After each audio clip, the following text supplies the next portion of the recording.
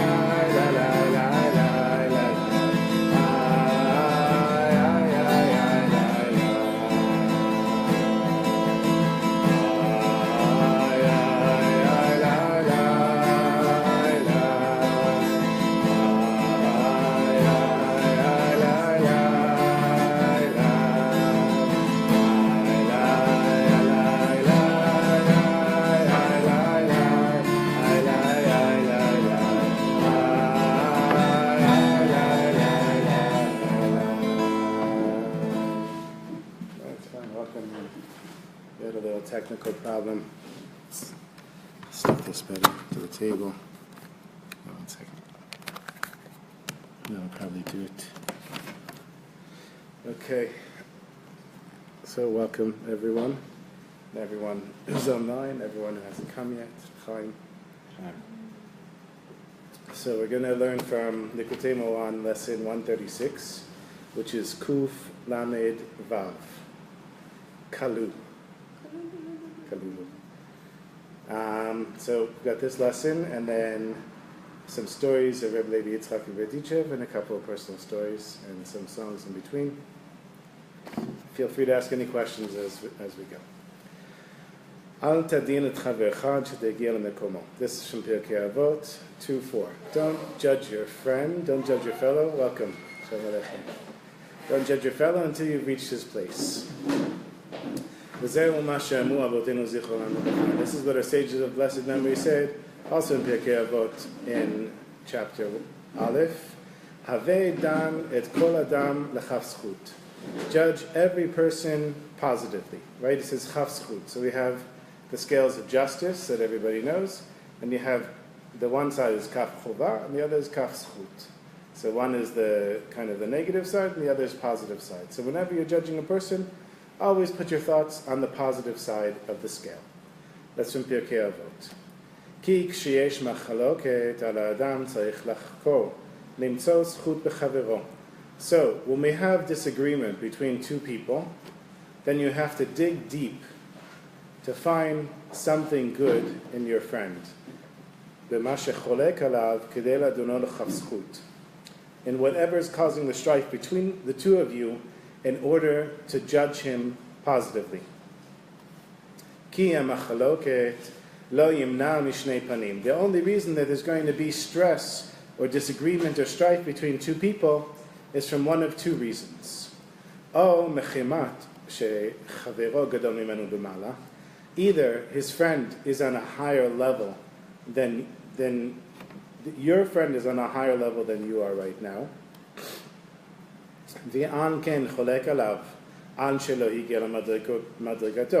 And so then the strife between you is that you haven't reached his level. So this could be spiritual, this could be physical. Let's say you haven't seen your friend in 10 years. And your friend has a business and it's super successful, and you have a business and it's not so successful.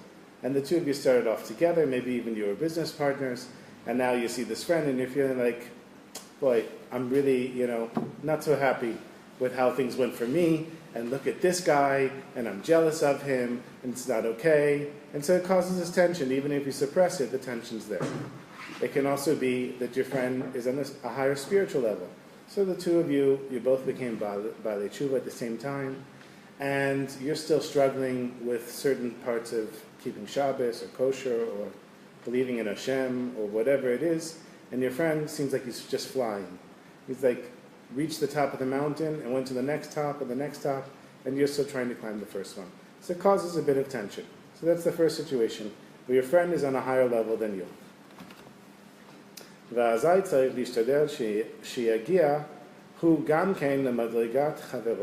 So then you have to try to also reach the place of your friend.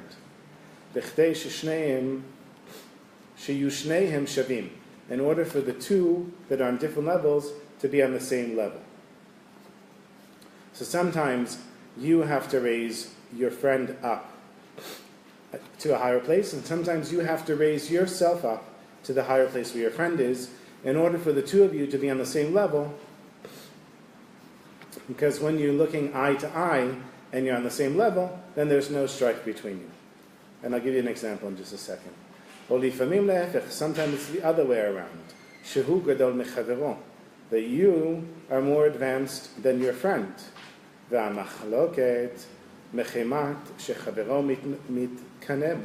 And the strife between the two of you, welcome, is because your friend is jealous of you. Because he hasn't reached your level. And so you have to make sure that you judge your jealous friend positively. And by judging your friend positively, you literally raise him up to the side of justice, to the side of merit, on the scale. And then they're on one plane, that is on one level.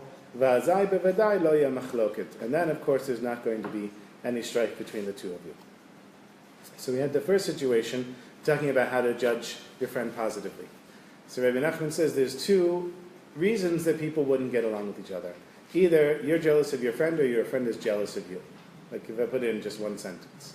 And it would be because one of the two of you is on a different spiritual or physical level, which is clear. Everybody's on different levels. Right? Somebody might feel like they're on a very high level, and then they meet somebody else and like, oh, I'm not even close to that. A lot of it, he's saying, is, I was going to say a lot of it is perception, but it's not really his perception. It's that you have to find a place where the two of you meet together. So it depends. He uses the word here, lachakor, which means to dig deep. In modern Hebrew, means to research. Mechkar, right, is like a research paper. So he's saying, dig deep. How deep do you have to dig to find something positive in this person? Do you have to say, well, they have nice shoes, that they take care of their shoes well, or they dress nice, or they like good restaurants, or they love this sports team, and they love the sports team so much, you can see how passionate this person is. So if only he would take the passion and put it towards maybe mitzvot, then this guy would be a tzaddik. So it's there, it's just that it's directed in a different way. So Rebbe Nachman says you got to play this game in your head and start looking for positive things in other people in order to raise the person up. Now, if you're the person who's on a lower level, then you have to say to yourself, okay, so this guy, he might intimidate me because he's a superstar or a billionaire or whatever it is, but he's just another person just like me. He goes to shul in the morning, he talks to the same Hashem, it's the same Hashem that gives him his riches, gives me my poverty, and we both believe in the same Hashem, so not such a big deal, and you try to find some meeting ground. You can make it simpler, you could say, everyone has their mazel, he has his mazel, I have my mazel, right? He has his way in life, I have my way in life, or I can understand how much this person studied, or whatever it is, you find a way so that the two of you get together. Now, normally, when somebody's suffering, it's really easy to feel bad for them, right? I feel, oh, the person's sick, I feel so bad for you. Or they lost a lot of money, or their house burned down, or whatever. It's really easy to feel sorry for them. But it's really hard to feel good for somebody when things go well for them. So it's one level to feel sorry for your friend, and that's a good thing. But it's a whole higher level to truly be happy for your friend when things go well for your friend. Ki machloket hu rak mechemat shehem mishunim ze mizeh. The only reason that there's any stress between two people is because they're different from each other. Either his friend is greater than him, or he is greater than his friend, as mentioned above. But if they'll both be on the same place, on the same level, then of course there's not going to be any stress between them. Because when you're both in the same place, then there's no room for any strife or tension between you. And this is the meaning of Al tadun et chavercha ad shetegia lemekomo. Don't judge your friend until you've reached his place. Hainu shetishtadem. He's going to say literally. Hainu shetishtadem shetiyeh imo b'makom echad. That is, that you should make an effort that you'll be in the same place as your friend. B'madriga chat, on the same level, me'echad mishnei panim hanal, from one of the two reasons mentioned above, that one of you is on a higher level. V'azai b'vadai lo yeh machloket, and then for sure there's not going to be any tension between you. Ki b'davar echad ein shayach machloket, because when you're in the same place, then there's no room for any tension. U'bezeh she'ma'aleh et chavero l'chafschut, and by raising your friend up, by judging him positively, it could be that your friend gets the message. And then there won't be any tension between you. Right? So you're judging your friend positive. Let's say first your friend's on a higher level. And your friend might feel like, what do I need to talk with this guy for? And you find some common ground. And you find a common place in your mind. And then your friend, he kind of comes down from his level, raises you up to, you both are raised up and come down, and you meet in a similar place. Now, if you're on the higher plane and your friend's on the lower plane, you're judging him positively, so hopefully that jealousy is going to disappear. And that's what he's saying here. That by you raising up your friend, it could be that your friend gets it, because your friend probably wasn't at this lesson, or maybe doesn't know this lesson. So you're meeting with your friend, and there's this tension, your friend doesn't understand, but all of a sudden, subliminally, he's going to get the message, and there's not going to be this strife between you. Or it could be the opposite, that this could be his downfall. Because it could be like you're heaping coals upon his head. Right? This is a phrase from Melech Shlomo, from King Solomon, who he said, if your enemy is hungry, feed him bread. For by doing so, he might realize that he shouldn't be your enemy in the first place. So by you judging your friend positively, it's like heaping kindness on your friend. But if your friend doesn't get that you're heaping kindness on him, then it could be that you're causing his downfall. Not that you caused it, but it presented a situation where it's his downfall. כי יוכל להיות שכחלים אתה חותר נרשו. וזה שאתה מעלהו לכף זכות. By raising your friend up, by judging him positively, you could actually be causing him to fall down. And he's going to explain it here.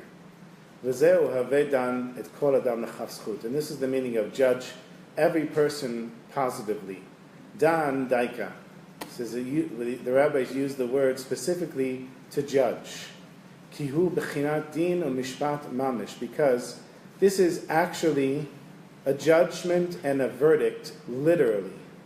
Ki yadua shekodem sheolim le'ez madriga, because it's known that before anybody goes up any level, spiritual or physical, danim et ha'adam, the person is judged upstairs in the heavenly court.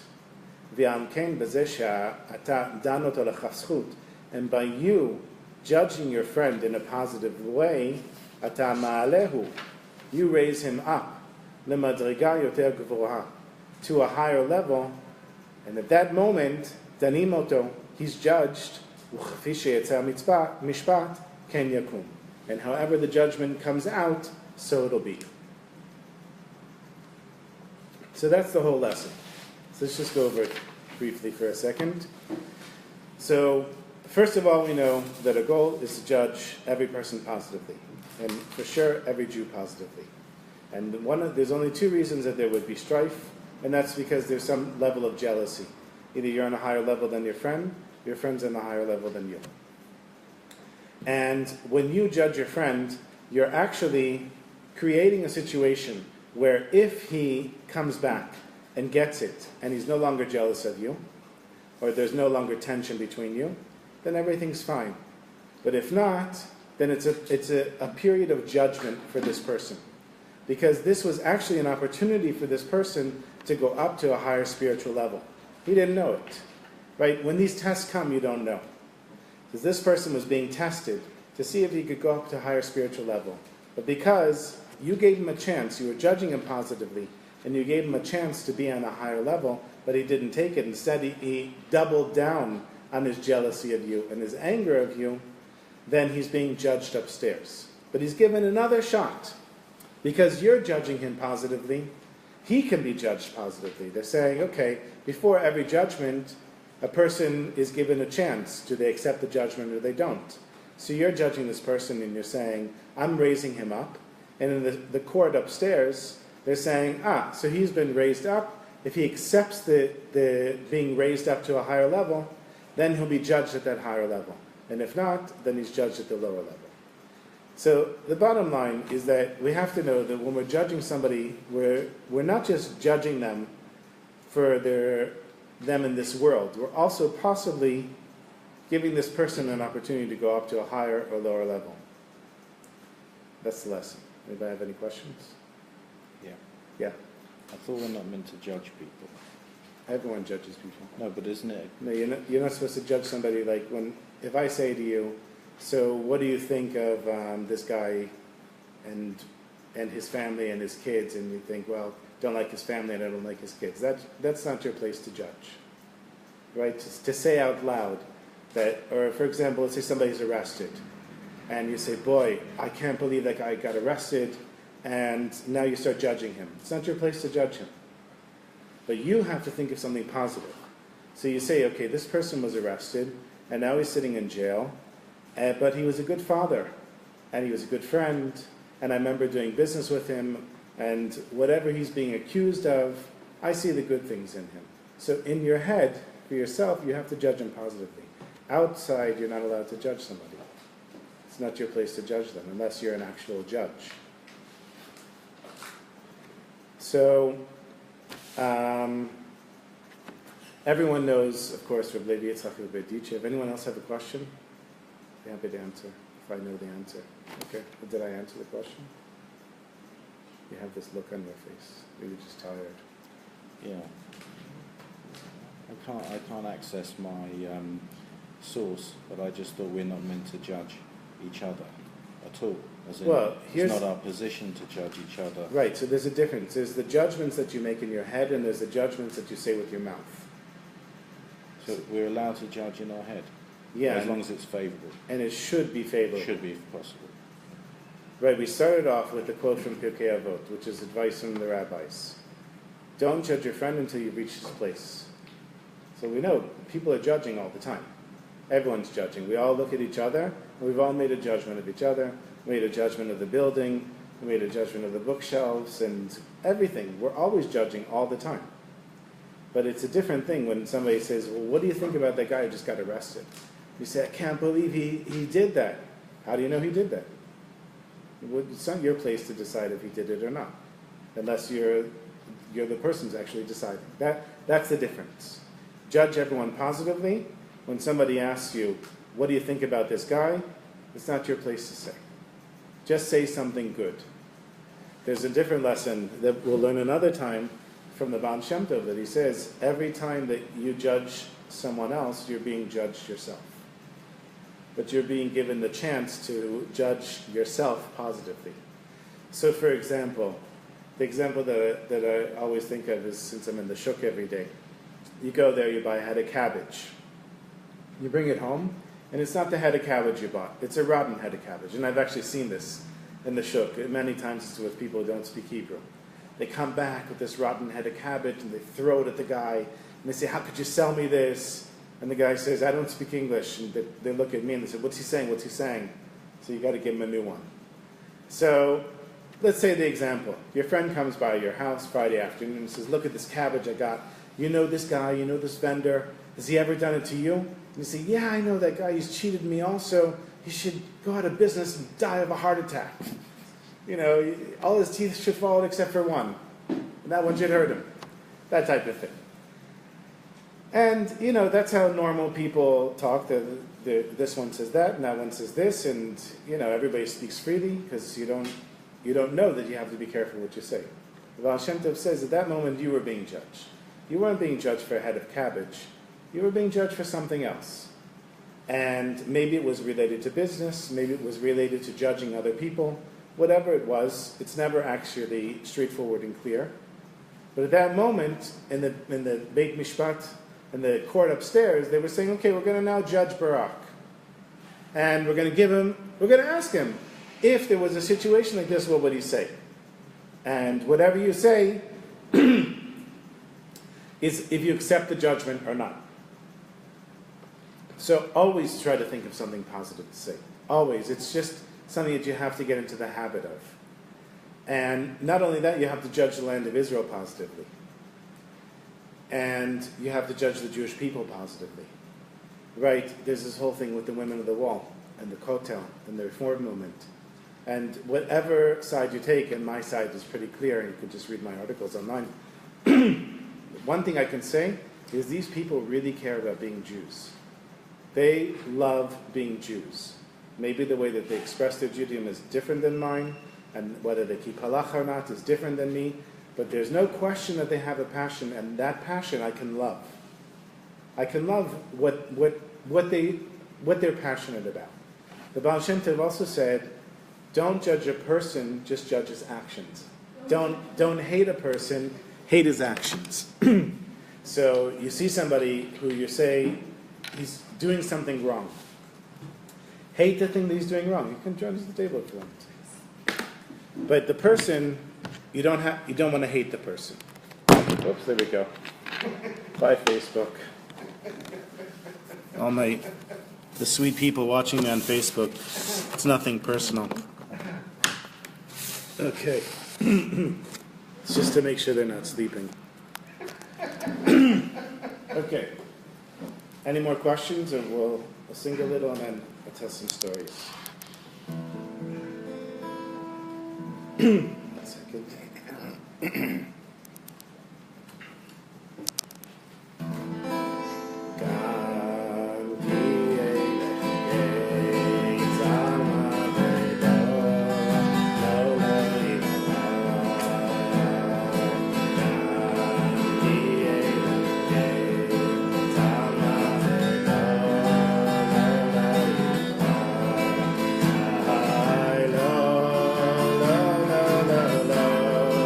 Viva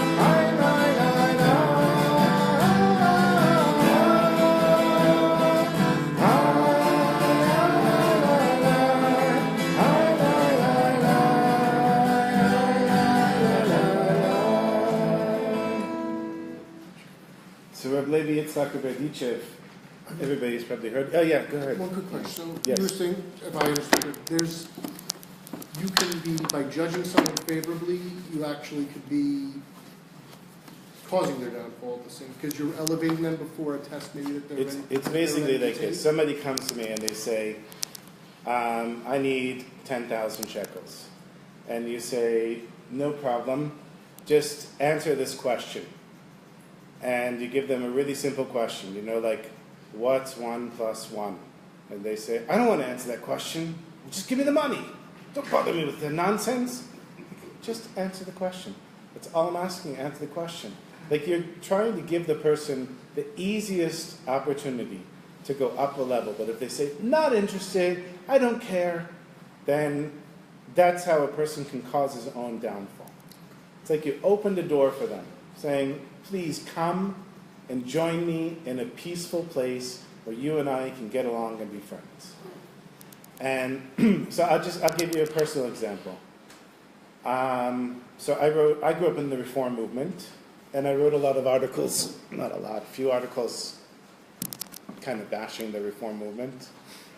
And the first one made a lot of people upset, and then I got a little better at writing them. And then I have this friend who was a rabbi for many years in the Reform movement. He worked officially for the Reform movement. And we were roommates many years ago when I first moved to Israel. And I decided after 20 years I wanted to get together with him. So I sent him a message on Facebook. I said, I'm sure you come to Israel next time you come. Make sure you get together with me. And we got together. And here we are in two different places. I'm not saying one's on a higher level or one's on a lower level. I'm saying we're in two very different places. And he was really happy at the end of the meeting. He said, we got along. Like that's what he said to me. We got along.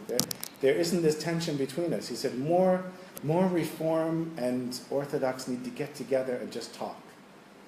And I don't know if I was doing it intentionally, but I'm sure I was judging him positively, and then he returned the favor.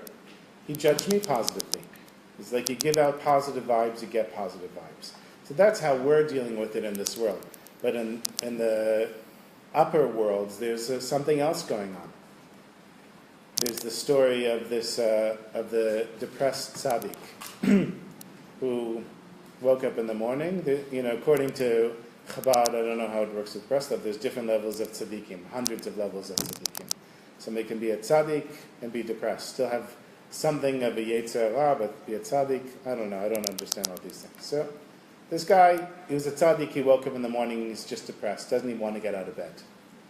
Doesn't want to go to shul, doesn't want to say moderni, doesn't want to do anything. And so he started looking deep inside of himself for some reason to basically judge himself positively, to want to get up in the morning. And it came down to he was born a Jew. He said, I'm born a Jew. And from that, he built himself up to the place where he got out of bed, he went to shul, and continued going on with his life and wasn't depressed. Just from the thought that he was born a Jew. Now, it might have seemed like he didn't move very far in this world. But it's just like you point a flashlight up into the sky, if it's strong enough, you move it the slightest bit, and it goes halfway across the sky. So here, the guy moved just a tiny bit, but up in heaven, he moved miles and miles, or kilometers, whatever they use up there. So it might seem like what we're doing down here doesn't make such a big difference. I'm judging a Reform rabbi positively, he's judging me positively, but in heaven, it's moving huge things, we just don't see it. So Rebbe Yitzchak Berdichev, he was famous for judging Jews positively. I haven't come across a story of him judging non-Jews positively, but I'm assuming he would do that as well. So there's one story, it's just before Yom Kippur, or it's the 10 days of Tshuva, and Rebbe Yitzchak Berdichev is walking with his gabbai. It starts to rain, and they go into this abandoned house. They get into the house, and it turns out that it's a house of thieves, of Jewish thieves. And everyone's talking about the latest work they pulled off. So this one says, I just stole 10,000 rubles. And the other one said, 10,000 rubles? I stole 50,000 rubles. And the third one says, you stole 50,000 rubles? I murdered the guy and stole everything he had. So Rebbe Levi Yitzchak is standing there, And the Gabbai is looking at Rebbe Levi Yitzchak and thinking, how is the Rebbe going to judge these Jews positively? Rebbe Levi Yitzchak, he turns his hands and his eyes up. And he says, Ribono Shel Olam, Master of the Universe, do you see how much the Jewish people love you? Even the thieves are admitting their transgressions during the 10 days of Tshuva. There's another story. It's Tisha B'Av, the 9th of Av, which is coming up, which is going to be on a Tuesday, so we won't have a lesson on that Tuesday. And Rebbe Levi Yitzchak is walking in the street, and he sees a Jew, and guy that he knows, and he sees the guy's eating. And he says to him, well, Shalom Aleichem, my sweetest friend, don't you know today is Tisha B'Av, it's a fast day. Like I said, yeah, I know. And then the guy drinks a little bit. He says, L'chaim, Rebbe, to your fast. And Rebbe Levi Yitzchak says to him, you know, my sweetest friend, on Tisha B'Av we also don't drink. Then the guy lights up a cigarette, takes a deep puff. Says, Rebbe, this is for you. And Rebbe Levi Yitzchak says, you know, it's a fast day, we also don't smoke. Not on Tisha B'Av. No, you're going to have to check that one, huh? Okay. So, I think you don't smoke on Tisha B'Av. I don't know. So he says to him, you know, you're not allowed to smoke on Tisha B'Av. He says, no shower. So he says, I know. So Rebbe Levi Yitzchak, he says, Hashem, do you see how much the Jewish people love you? I gave him 3 chances to lie, and every time he told the truth. So that's Rebbe Levi Yitzchak, who is a lesson for all of us. I mean, that is the trick. How do we judge people positively? So I have a couple of stories here, and I have another story of Rebbe Levi Yitzchak, but I'll read one of these first. We'll see how the time goes. Okay, so this is from my upcoming book that Sadie kindly edited a great deal of. This is a story, The Old Guy from Russia Without Kids. I judge people quickly and usually unfairly. As a result, I've tried to cultivate the habit of finding something positive in every situation or every person, so I can at least try to judge them positively. There's a guy that comes very occasionally to my minyan in shul. So this is from a section of the book that's later on. So I lead this minyan every morning in shul, just so you understand the context. He has no patience for me. I daven slowly and wait for the latecomers to come catch up in the davening. Most of the people that come to the minyan know this, but this guy doesn't, and he really doesn't care. He's got a schedule to keep, places to go. I'm not exactly sure where he's going, but I know that he's very anxious to get there. He either tries to start the davening before I do, or is constantly pushing me to go faster and faster. He doesn't care that I don't want to daven fast, and I've lost my patience for him over time. Internally, I started to make fun of him, how he looks, how he talks, walks, and acts. I could entertain myself regularly making fun of this guy, oftentimes causing myself to laugh out loud without anyone else knowing why. One day he came in and said Kaddish, and then a few days later he's back saying Kaddish again. Over the next year, he came in every now and then, once every few months, and said Kaddish for someone. I guessed one of his parents had passed away. When the year of saying Kaddish is over, usually the person who lost a loved one makes a little kiddush where we all have a cookie and a piece of cake and say L'chaim to the soul who left this world. This guy finished the year and made his L'chaim. I asked him, who was he saying Kaddish for? And he said, Levi. Levi who, I asked. Levi, you know, the old guy from Russia who didn't have any kids to say Kaddish for him. Oh my God, I said to myself. He'd been saying Kaddish for Levi. I knew who Levi was, but I didn't know much about him. He was an old guy who could hardly see. He used a huge magnifying glass to read the siddur as he davened. It was huge, this big thing. And he would sit there like this, with the magnifying glass, as he was davening. You couldn't miss him. He was a sight to behold. And he came to the shul where I davened for Mincha and Shabbos, a different shul from my weekday minyan, and was given the Levi Aliyah. His name was Levi, and he was a Levite. He came up to the Torah with a siddur and his giant magnifying glass. I thought it was so strange. For sure he knew the blessings you say when you're called up to the Torah by heart, but he brought the siddur and the magnifying glass.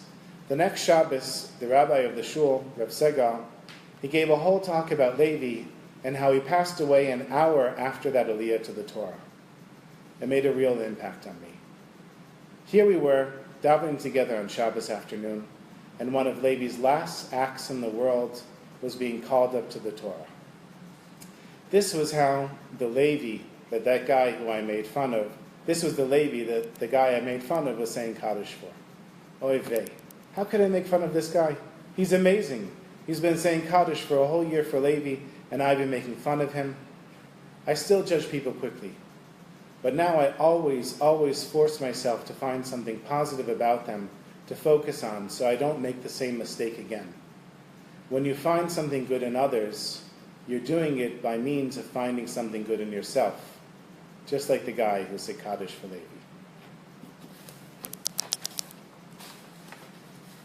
You still have this look on your face. I'm assuming it's a tired look. It was an empathetic look. Okay. Anybody know the time? Now. 20 of. What time is it now? 20 of. Okay. So I don't want to go over the time. So I have another story here, but I'm just going to read part of it. And then I'll tell you the story of Rebbe Levi Yitzchak, and we'll sing a little melody, and we're done. So here I'm talking about how you have to judge everyone positively. And last week I also talked about how the Baal Shem Tov went to this older Jew who was sitting and learning, and he said to him, Shalom Aleichem, my Swedish friend, how are you doing? And the guy said, leave me alone, go away. And the Baal Shem Tov said, how can you hold back Hashem from his parnasa, from his livelihood? He said, what are you talking about? And the Baal Shem Tov said, I go around asking everybody how you're doing, so that you'll say Baruch Hashem, because that's Hashem's currency. When you say Baruch Hashem, that's how Hashem gets his livelihood. So you have to always judge everyone positively. Rebbe Nachman taught us to judge everyone and everything positively. By judging people or even objects positively, you can literally raise up a person and improve a situation. He said to focus on the good in everything and everyone. Your foot is hurting you, judge it positively. Say, foot, I love you. You've carried me my whole life. I don't know what I'd do without you. Have a refuah shlema, my sweet foot. The same with people. My son had 2 teachers in school in 5th grade. One teacher loved him and judged him positively. The other was bitter and regretted any love he shared with my son. I know this because he told me himself many times. When I went for a parent-teacher meeting, the first teacher who judged my son positively said only good things and how good my son was. My son had no discipline issues in his class and loved his teacher. The second teacher had constant problems with my son. My son didn't understand why the teacher treated him differently than the teacher who loved him. The first teacher actually spoke with the second one and shared this idea with him. The second teacher tried for a couple of days to find the good in my son, but as soon as my son bothered him, he lost it and told me he regretted any compliments he gave him. Every time my son's second teacher judged him harshly, he ended up contacting me for help. I told him, judge my son positively and watch how he changes for the better. But some people have a hard time with this lesson. Rebbe Nachman said, how are beautiful melodies made? By picking out the good notes from the bad. It's like finding the good traits over the bad. When I first moved to Israel, I struggled with the language and culture. It took me many years until I realized I was judging everyone and everything harshly. The people didn't have manners, the streets were dirty, the police never helped, the list went on and on. I even had complaining sessions where I would sit with other immigrant friends and we would curse and complain. Once I was in line at the airport with my mother and my wife. We were at the early check-in, checking in my mother's bags. I was complaining about how things in Israel are terrible. Eventually, someone ahead of us in line turned around and yelled at me, I'm glad you're leaving the country. We don't need people like you here. Of course, he didn't know that I live here, and I wasn't going anywhere. But that outburst really had an impact on me. It's like the moment when someone says you're an alcoholic or addicted to gambling, and you realize that they're right. It took me a few years until I learned Rebbe Nachman's lesson to judge even the land of Israel positively. Boy, I thought to myself, how do I do that? And then I realized, just like everything else, the garbage in the streets, it's Jewish garbage with Hebrew writing. There's never been anything like that in the history of the world. Look at this miracle. The Jewish people have been restored to their ancient homeland and are speaking a language that had virtually disappeared off the face of the earth. This garbage is a modern-day miracle, and I'm looking at it right now. The impolite people, we must love each other so much. Only family feels so comfortable to treat each other like this. I found ways to judge everything positively. It's not that I became a doormat and let people walk all over me. I stood my ground, I had my opinions and shared them, but I taught myself how to judge everyone and everything positively. I had a big problem with my neighbor. My house shares a small courtyard with 3 neighbors, and they either don't have kids or their kids are grown. We moved into our house with 1 cute kid and a baby. Now we have 7 cute kids. The house never grew, but the kids did. We still have 1 bathroom. My kids, now we have 2 bathrooms, but when I wrote this we had 1. My kids have learned how to share that bathroom. Sometimes, though, they end up peeing on the floor. My neighbor hated us. She hated the noise, the mess, the smell, you name it. We made her crazy. She blamed us for all her problems. Why couldn't she sell her house for $700,000? It was worth $300,000 on a really good day. It was because of us. Why did the paint peel off her walls outside her house? It was my kid's fault. I never hated or disliked her. For a long time I would say hello to her, and she just ignored me. This went on for a long time. I tried to be nice to her, and she would ignore me. Then, if she would speak with me, it would be a long list of complaints. She never actually spoke with me. She yelled at me, at times with spit coming out of her mouth and her face turning red. I knew she had a hard life. She was divorced or a widow with 2 kids that caused her a lot of grief. She didn't have much money. She was bitter and angry at other people too, but not like she was with us. I tried to judge her positively for years. I tried to do nice things for her, like throwing out her garbage. "Don't touch my garbage," she shouted at me. "I'm just trying to do something nice for you. I don't mind. I'm going to the garbage anyhow." She hated me. I asked my rabbi what to do. I told him how for years I've been trying to judge my neighbor positively, and she hates me more and more every year. "That's all you can do," he told me. "Just keep judging her positively." I kept this up for about 10 years. 10 years of being ignored, yelled at, cursed, and hated with a passion by my neighbor. Then one day I said good morning to her, and she said good morning back. I couldn't believe it. I called my wife and told her. It was like digging for oil for 10 years, and we just discovered a little black mud in our deep pit. We had good days and bad days. It was a transition. Sometimes she'd ignore me. Sometimes she'd yell at me. Sometimes the good morning was bitter, cold, and heartless. But eventually she started having a conversation with me. Then she told me my kids were well behaved. I couldn't believe my ears. It's been a couple of years now, and she's treated me nicely. She hasn't yelled at me since. I think she actually likes me.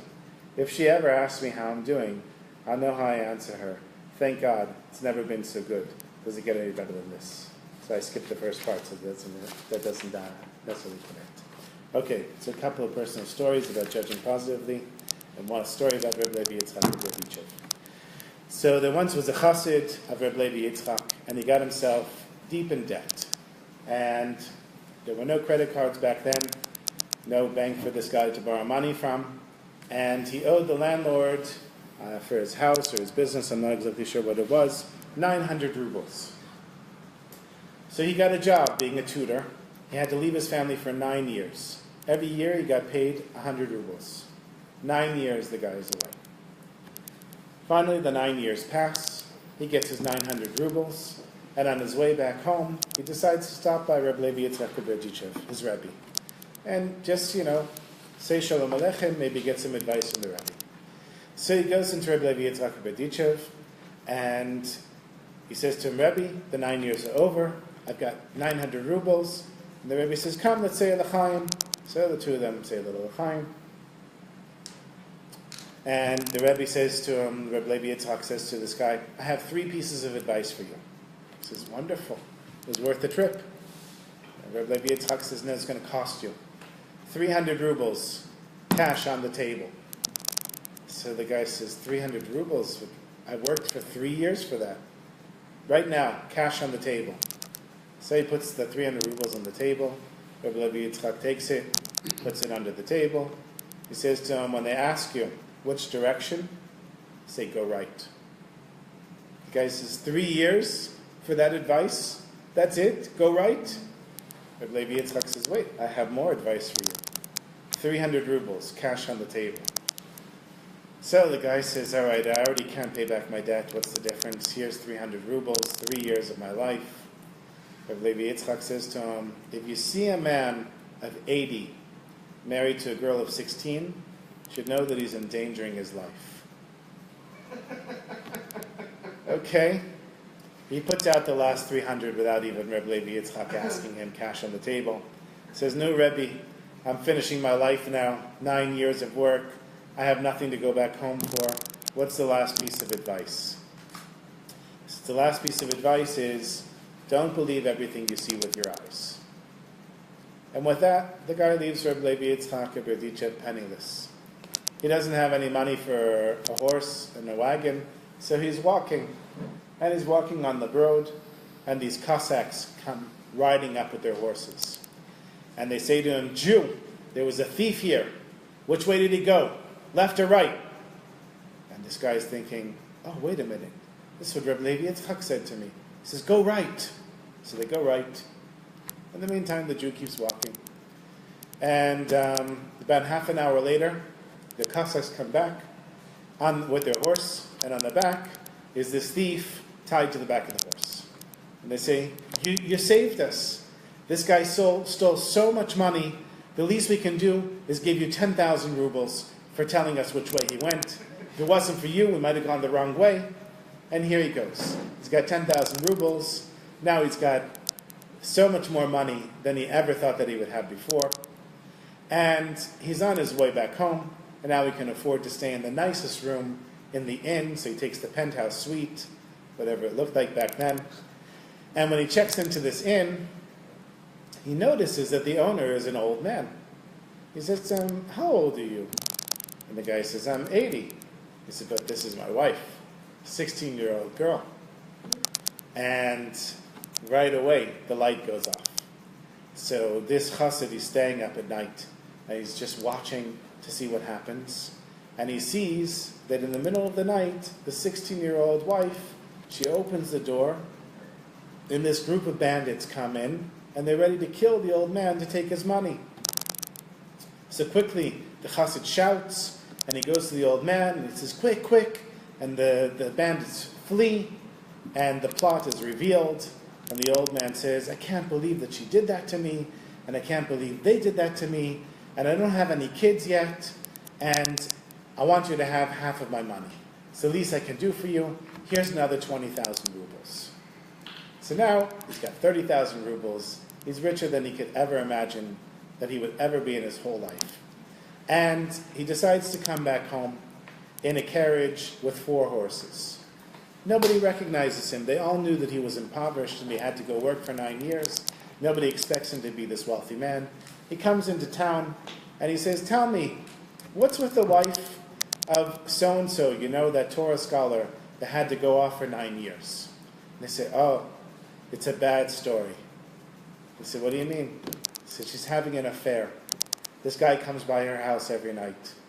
Really sorry for that guy who went off for 9 years. So he's furious. And he decides he's not going home right away. He's going to hide behind the bushes and see what's going on. Sure enough, he sees that 2 o'clock in the morning, there's this handsome young man going into his wife's house, his house. And in the morning, he goes and knocks on the door and says to his wife, how could you do that to me? 9 years I was away, working for this family to pay off our debt. And you're meeting some man in the middle of the night? And she said, that man is your son. You've been away for 9 years. He's no longer a little boy. And you thought that you only owed 900 rubles. But the landlord, he wasn't happy with 900 rubles, so he took our son a year after you left. And for 8 years, our son has worked as a servant for the landlord. He sneaks out at night and comes to our house and learns with me in the middle of the night and then goes back. So then the chassid realized that if he had come back with the 900 rubles, it wouldn't have been enough to pay off his debt. Because now he had to pay for his son as well. But because he took the advice of Rebbe Levi Yitzchak Berdichev and trusted in the Rebbe, he had the money to release his son and pay off his debts and live in comfort the rest of his life.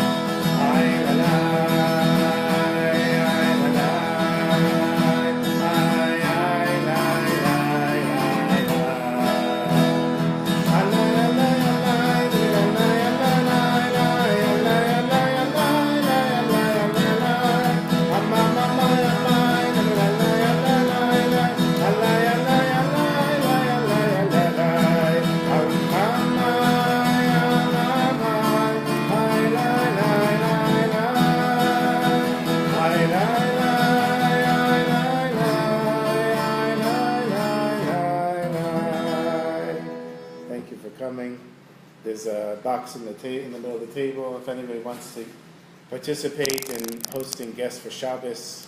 Tomorrow morning going to the Shuk and all the money there used from the Shuk. And so next Tuesday is, unless Mashiach is here, the 17th of Tammuz, so we won't have a class. And hopefully the Tuesday after. And then after that is Tisha B'Av, and then after that we'll start again. Okay, so anybody here? You friended me on Facebook today, right? Yeah. Okay, great. So you'll get my notifications when we start again. So next week no class, the week after Bezat Hashem. And thank you everyone for coming.